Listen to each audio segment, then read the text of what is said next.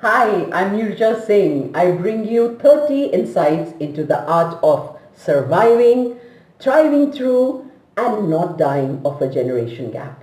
And these are for all adults in any position of authority over millennials, you guessed it, real or imagined. Insight 8. Is coronavirus a kind of a generational conflict? The young are asking, how is it that governments and communities are able to respond so radically to a crisis that seems to affect more of the old when they have been going so slow over a climate crisis that affects more of the young? But really, a global pandemic isn't just a boomer thing or a millennial thing. It affects Gen Xers, Gen Zers, and it will affect the generation that comes up next, Generation Alpha. Just the same, if a recent poll is to be believed, those under 30 years of age are most concerned about the virus. 43% of those polled are very worried. Only 21% of those 60 or older are concerned. Now, boomers have been through plenty and they mostly have their shit figured out. So they soldier on with their typical attitude of invincibility. It is the Generation X that is experiencing the brunt. The older of them have their elderly parents and middle school kids to look after, in addition to themselves. Millennials a bit stuck in the middle. While the older of them have kids of their own and well-established careers, the younger are just a few years out of college and in the initial stages of their careers. And they still have a predominantly individualistic mindset like those of Gen Z, mid-90s onwards. They are not normally accustomed to thinking about themselves as a greater part of a larger whole. For instance, speaking of the children, this is going to be a formative experience for them, no doubt. And no matter how all of this pans out, they are going to be dealing with this for a long, long time to come. Coronavirus will be one of the most significant contexts for the generation coming up right now.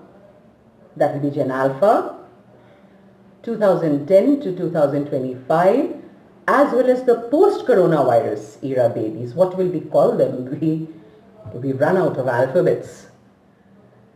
This virus is proving humans wrong in so many ways. I mean, just look at us. There were things we considered impossible. Less than a month ago, we now know that large-scale state intervention is possible, even though it's a scary thought in the post-pandemic scenario. The crisis has reduced pollution drastically. A long-term global radical rethink is already underway. There's a necessity of public health care, an all-round slowness and austerity. I mean, in India, we knew this all along. Part of this reordering also includes greater solidarity between generations as they rally around a common economic cause. There is a new value to sharing resources and caring for neighbors. The physical distancing is in fact bringing people closer socially, emotionally, and mentally. In today's new normal, therefore, here is what we could all continue to do. Boomers, choose your words and actions carefully to inspire Generation X and Millennials, then get out of their way so they can execute. Generation X, you were born for this moment, resilient, pragmatic, focused on the end result. You are hyper protective of your children. Go, go, go get things done right through and beyond COVID-19.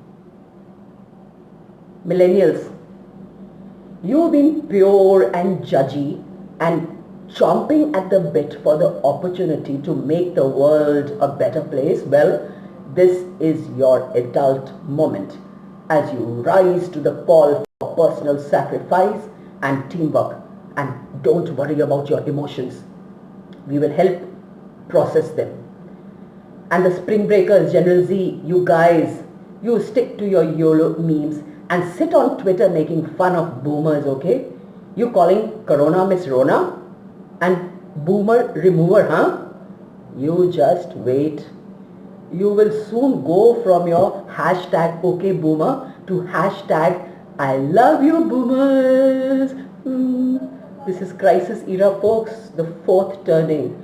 Om Bhairavaya Nama. That's the time.